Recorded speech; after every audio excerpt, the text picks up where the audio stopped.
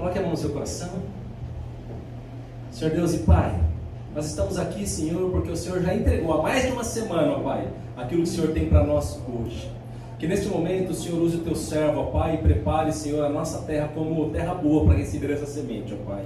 Que ele não retenha nada daquilo que o Senhor entregou para ele, Senhor, e que nós possamos, Senhor, receber essa palavra e que essa palavra possa encontrar raiz, Senhor, raiz em nosso eu interior, ó Pai, que nós possamos aprender e sermos transformados em nome de Jesus. Amém. Amém.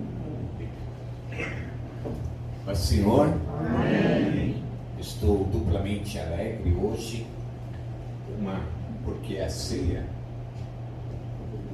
e outra porque eu pensei que hoje eu não pregaria, né? Então, eu estou muito grato ao Senhor por isso. Eu não teria condições de pregar, porque na terça-feira minha mãe foi internada e desenganaram ela. Um problema cardíaco, uma suspeita lá, e aí ela teria que fazer cateterismo e não ia suportar. E a velha fez tudo lá e ela está de alta, está em casa.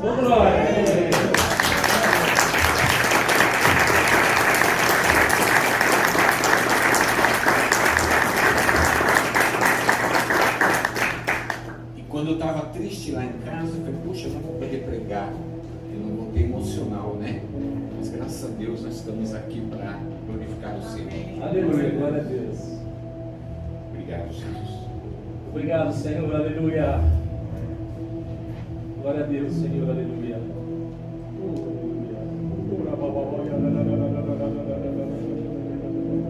Hoje eu vou ensinar, né? Um paradigma. Paradoxo, na verdade, uma coisa que se contradiz na palavra de Deus, e nós vamos falar sobre o mundo de novo, o perigo do mundo. Coloca aí, Mateus, 1 João 2, 15 a 17.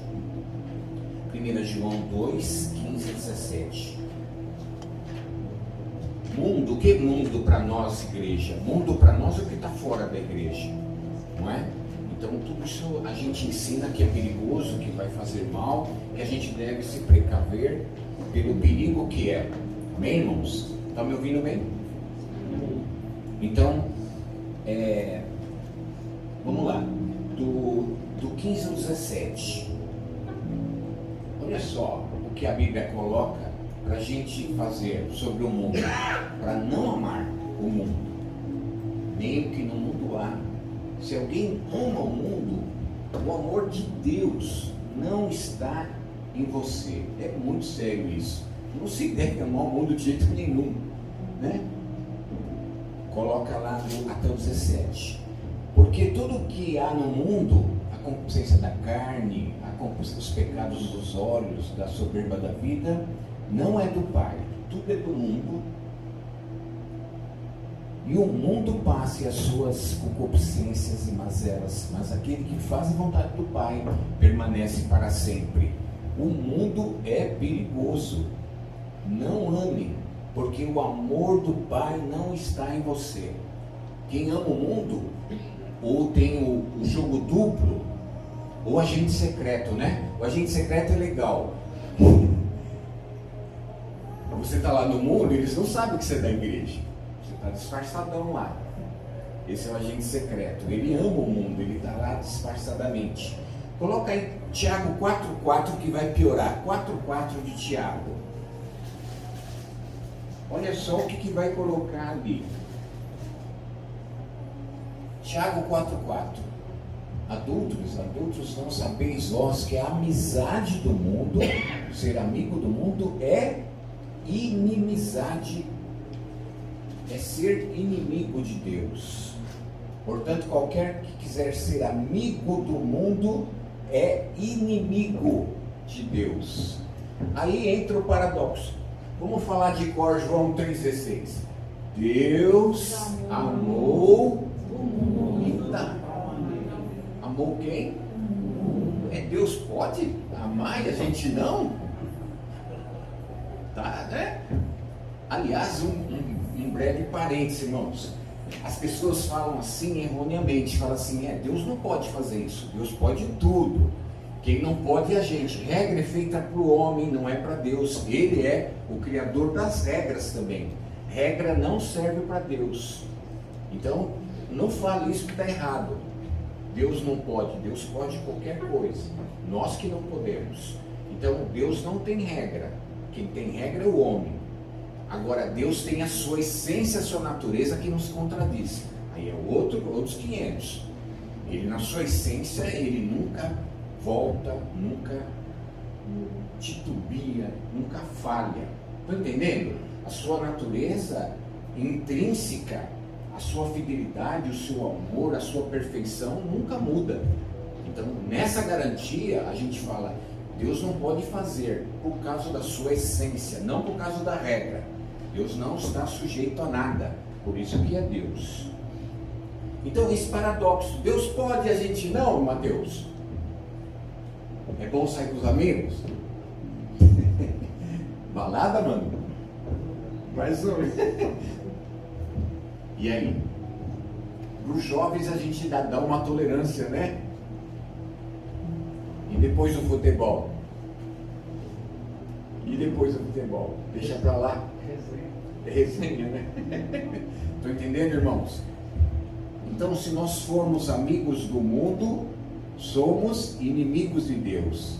E esse paradoxo aí estranho, Deus pode amar. E ainda vai acontecer pior. João 17,15.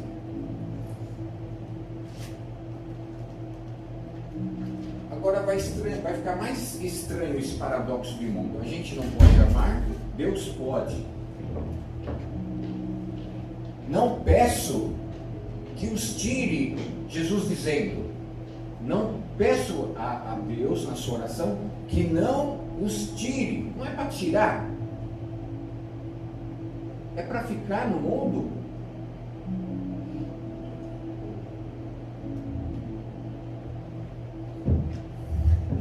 Lídia, você quer ir para o céu? Muito. Ele está dizendo que está errada. Você tem que ir para o mundo. Estou entendendo? Ele está mandando você ir para o mundo. Próximo. Não os tiro. Vocês não são do mundo, como eu também não sou. Próximo. Santifica-os na verdade. A tua palavra é verdade. Por que ele manda a gente para o mundo? Quem sabe? Ou chute aí. Ele não quer que você vá para o céu. A gente não quer ir para o céu?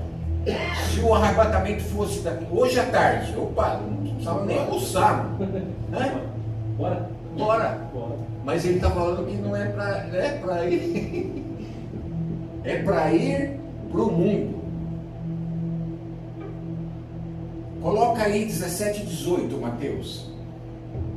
Assim como tu me enviaste ao mundo, Pai, assim como o Senhor mandou eu, Jesus, ir ao mundo, também eu os envio ao mundo.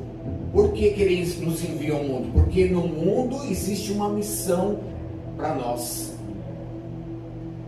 Se nós formos para o céu, essa missão vai ficar falha, vai ficar órfã.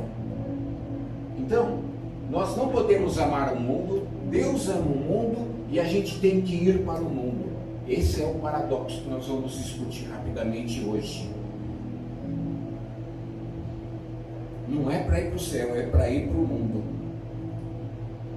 Antes do céu, tem uma missão. Entenderam, irmãos? Amém.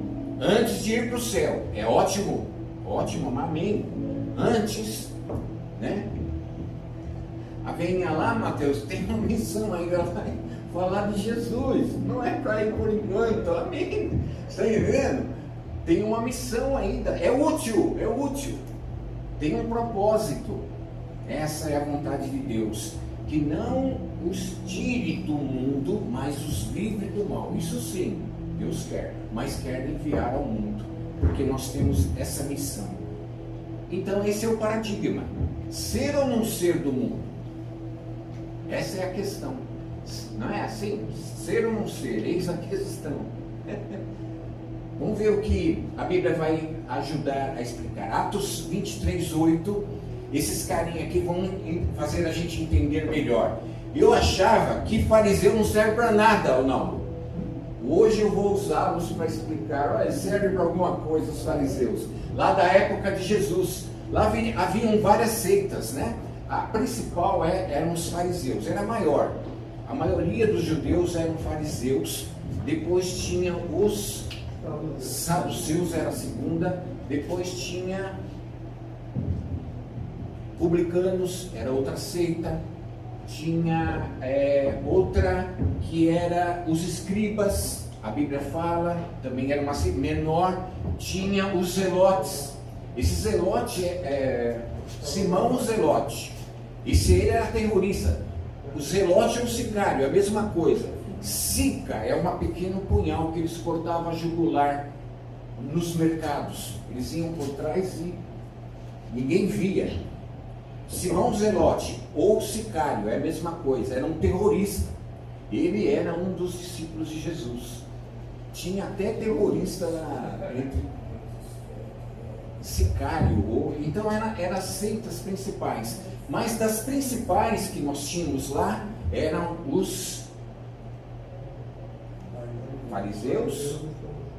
Os fariseus, coloca lá por favor. Olha lá, ele esse texto vai ajudar a explicar isso. Porque os saduceus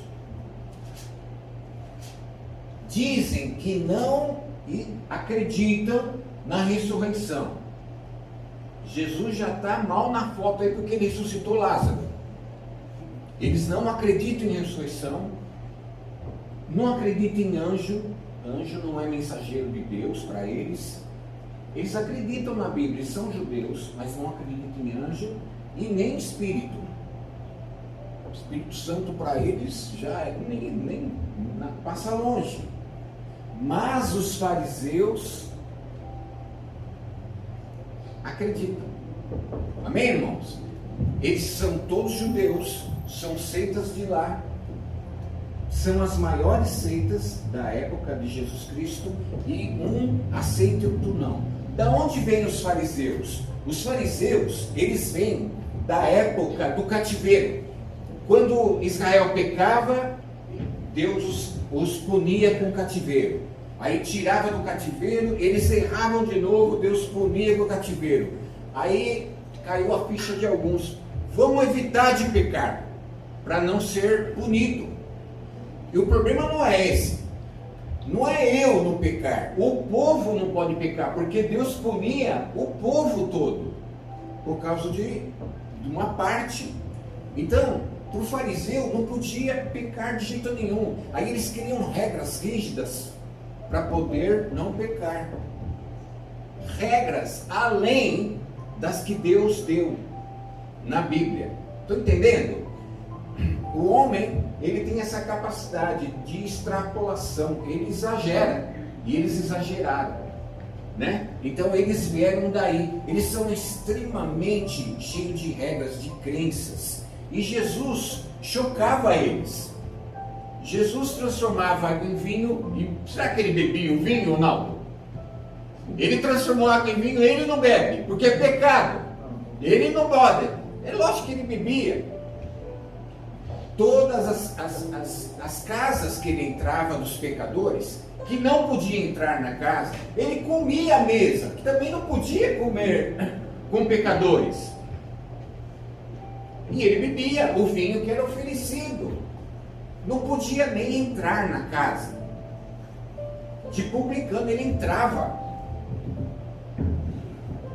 Então ele chocava, porque ele estava fora das regras. Jesus não servia para a regra deles. Estão entendendo, irmãos? E a gente vai entender se a gente deve amar ou não o mundo, porque a gente tem que ir para o mundo. E aí ele coloca aqui que Jesus é fora da caixa. Ele era exatamente um liberal. Ele não segue as regras, é liberal. Amém? Por outro lado, os saduceus, eles eram totalmente diferentes. Já que Deus não vem, o Messias não vem, eu vou tocando minha vida. Por isso que eles não criam na ressurreição, no espírito, não eram espirituais. Na verdade, eles eram materialistas. O pior saduceu que teve na história foi Herodes. Herodes era saduceu. E aí o que acontece? Eles eram aproveitadores de Roma. Já que a gente não pode atacar Roma e ganhar, a gente se junta a ele. Isso é ideia de político. Eles eram políticos. Herodes era um político que tirava proveito da condição romana em detrimento do seu povo judeu. Estão entendendo? Então, esse é o outro lado. Esse é o outro lado. Não tem regras para eles. Vamos vivendo como dá, porque essa é a nossa lei. Viver o melhor possível.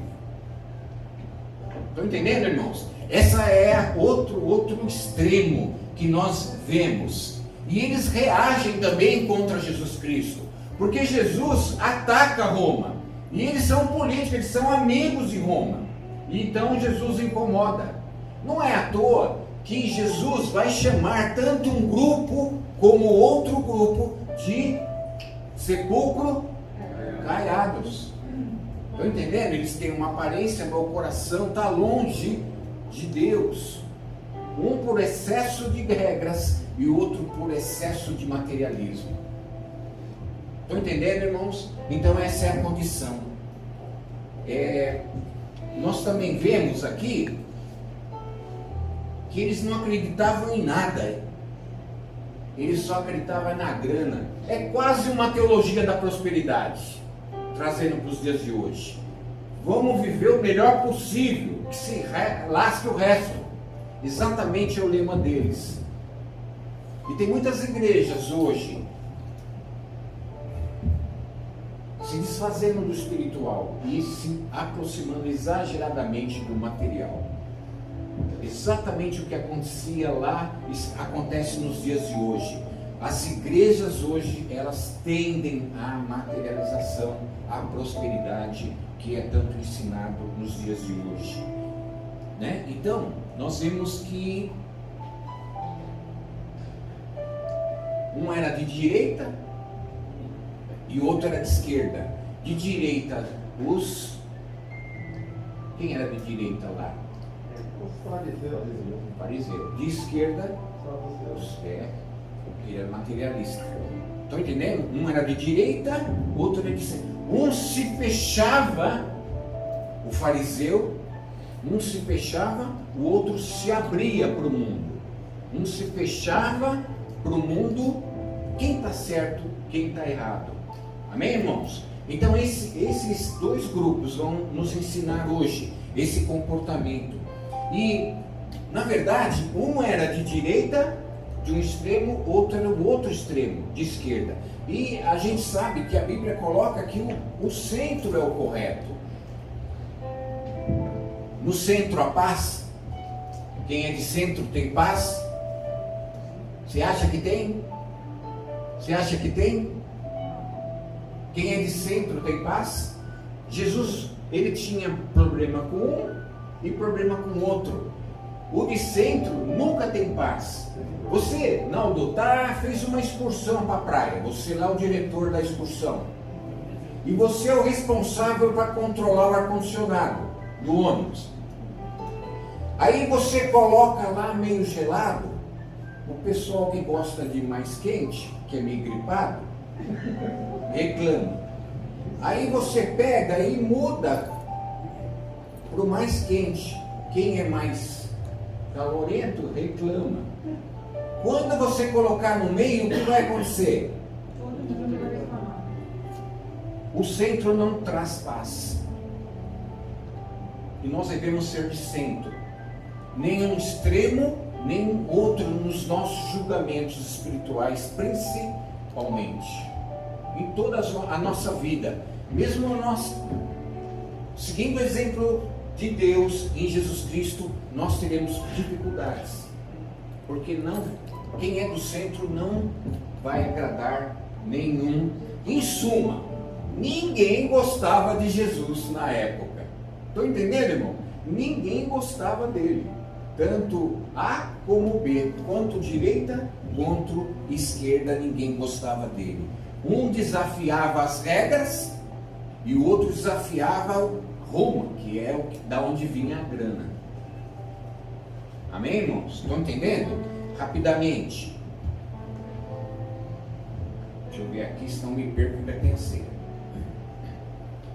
Aplicando para hoje,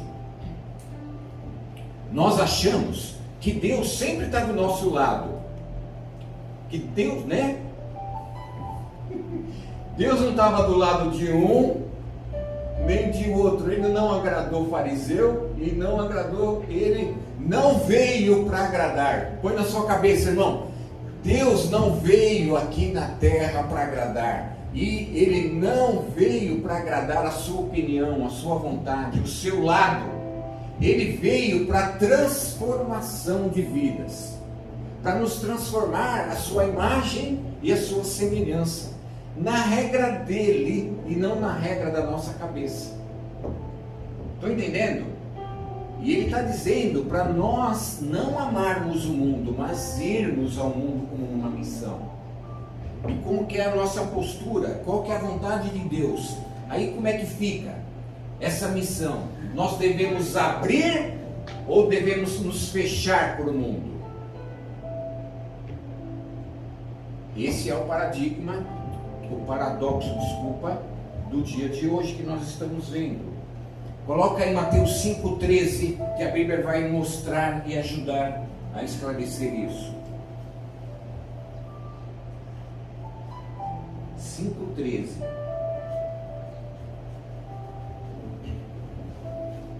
Nós estamos falando de seitas, saduceus e fariseus. Vós sois o sal da terra. E se o sal for sem gosto, como há de prestar na comida? Para nada mais serve ou presta, senão para ser lançado no lixo, fora, ou ser pisado por homens. Então ali tem duas coisas. Tem o sal, que não tem gosto, e tem o sal que tem gosto. O sal, o fariseu, ele tem gosto, ele é espiritual, ele crê nos anjos, ele crê no Espírito, mas ele não é aprovado por Deus. Ele é inimigo ali, ele é um sepulcro caiado. Por quê? Presta atenção, irmão. Sal no saleiro não salga nada. O sal não é para ser colocado no canto da panela. Mostarda a gente faz assim, né? No cantinho, né? Põe a batata. Você faz isso? Né? Mostarda dá para pôr no canto. O sal não dá. Como é que se faz o sal, as mulheres? Espalha, exatamente. Amém? Sal é feito para ser espalhado. E o judeu, através dos fariseus, era sal no saleiro. Só a turminha dele é que valia. Eles se fechavam. E não conseguiam espalhar para a sociedade. Estão entendendo? Esse era o sal. O outro é o saduceu. Ele não tem gosto nenhum, ele não é espiritual mais, ele só é materialista. Esse sal é o seguinte: as pessoas não acreditam, mas lá em Jerusalém neva. Lá cai neve. Caiu esse ano. Mostrou na televisão caindo. O sal vinha do Mar Morto. Algumas pedras lá eram muito duras e não fazia o gosto na comida o suficiente. Não tinha qualidade. Então eles juntavam lá numa sala no templo e jogavam na neve para não escorregar. Por isso que ele só serve para ser pisado. Lá nos Estados Unidos, o que eles põem na estrada? Bastante sal, para os carros não escorregar. Sal de qualidade? Sal sem sabor. Serve para ser pisado. Por isso que Jesus coloca. E os saduceus são exatamente esse tipo de sal. Eles só servem para ser pisados. tá? Então, é uma coisa curiosa. Se não houver transformação, o cristianismo, lá onde você está, na escola, no trabalho, na sua família, você é uma piada, você só serve para ser. Quem não tem uma posição, não é frio, não é morno, não é quente, a Bíblia coloca, porque você é morno, você não tem uma posição, você não tem outra, você quer agradar, você vira piada, serve para ser, porque o sal é para ser espalhado. Qual a característica, irmã, da comida de hospital? Sem gosto. Então o cristianismo é para a transformação de vidas, transformar a imagem e semelhança do Senhor. Então é isso, piada. Nós temos um exemplo de um grande fariseu. O cara era fariseu extremo. O fariseu era tão ignorante, Mateus, que eles não olhavam para frente, por causa das mulheres. Quando o homem olha para a mulher, ela pode estar bonita, pode sensualizar, é pecado. A mulher não podia andar bonita, então eles andavam com a cabeça baixa. E eles batiam nos postes, por andar com a cabeça baixa. Não podiam olhar para frente. Extremo de regras. Um carinha que era extremado assim, era o apóstolo Paulo. Paulo era fariseu.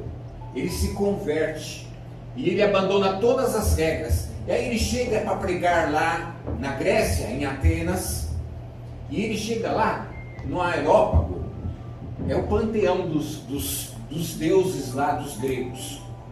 O panteão é romano, né? O Areópago é grego. Lá estavam todos os deuses. Aí ele chega lá, olha tudo, aí ele fala assim: vocês, eu percebo que vocês são espirituais, vocês são supersticiosos, olha a quantidade de deuses, mas segundo os seus profetas, que tinha história, eu vou falar desse Deus aqui. Ele achou um Deus verdadeiro lá no panteão deles, no Areópago. Era o Deus desconhecido. Ele achou Deus desconhecido. Eu vim falar dele, eu vou falar qual é o nome dele. E aí ele vai lá e prega. Se ele não fosse convertido, ele nem lá iria, quanto mais entrar num panteão de santos. Ele não entraria, mas ele entrou. E ele falou dos profetas, ou dos poetas, desculpa. Não é poeta ali, é filósofos. Ele conhecia a filosofia também. Então o fariseu jamais perceberia isso.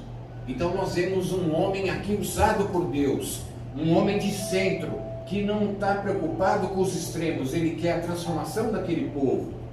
E aí ele fala ali de Deus, o Deus desconhecido é Jesus, e aí ele então teve a oportunidade de esclarecer ali.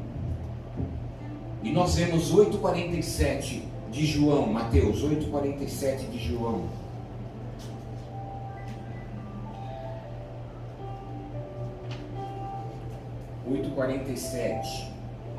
Antes de concluir, eu vou ler esse texto.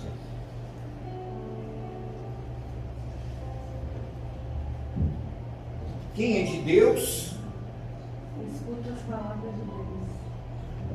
Quem é de Deus, ouve as palavras de Deus. Por que Paulo estava lá num povo estranho? Porque lá teria pessoas que teriam ouvidos. Quem tem ouvidos, ouça. E em qualquer lugar, é uma minoria, até concordo, não é a maioria. Infelizmente não é, as portas são estreitas. Mas em qualquer ambiente, um ambiente indígena, um ambiente idólatra, um ambiente qualquer, o ambiente da sua família, o ambiente do seu trabalho, lá tem pessoas que têm ouvidos. E eu garanto que isso é verdade, porque eu tive ouvido uma vez, eu estou aqui hoje. Porque é um milagre que Deus faz na vida de cada um. Não é um milagre que você faz, é um milagre que Deus faz através de nós. E a gente então lança a palavra com amor, e o Espírito Santo vai e faz brotar na terra boa. Amém, irmãos? Por isso que Paulo foi e fez as missões, e nós estamos aqui. Porque se ele fosse um fariseu, ele se converteria e acharia que só judeu se salva, e a gente não teria abertura para a salvação para os gentios. Pela coragem, pelo esclarecimento de homens assim, é que nós estamos aqui. Então nós vamos concluir, irmãos, que é uma questão de semântica só, o mundo aí. A palavra, nós devemos ver a semântica dela. E eu vou falar que a manga está doce ou a manga rasgou. Eu estou falando da mesma coisa? Por causa da semântica. Amém, irmãos? A manga não rasga, a manga é doce. Mas a manga da camisa com certeza rasga. Por quê? Depende do contexto que está introduzido. Então a semântica é importante. Na verdade, Deus está condenando o mundo nos seus pensamentos, na sua posição, na sua postura, no seu comportamento. Isso é que Deus condena, que nós não devemos amar o mundo ou os seus pensamentos malignos. Estão entendendo, irmãos? E Deus está dizendo que ama o mundo, Ele está dizendo que ama as pessoas do mundo. É isso que Ele quer dizer. Essa é a semântica correta que nós devemos entender na palavra de Deus. Não tem paradoxo nenhum, tem a semântica correta da palavra. Então é isso, Deus está vendo as pessoas e amando as pessoas. Amém por isso. E nós devemos então ir ao mundo amando as pessoas, mas não concordando com o pensamento, levando o pensamento espiritual para a transformação das vidas. Essa é a questão que nós devemos entender e compreender. Então Deus ama as pessoas do mundo. Amém? Então a nossa missão é nos misturarmos como sal. Ô sal, não é você não, né?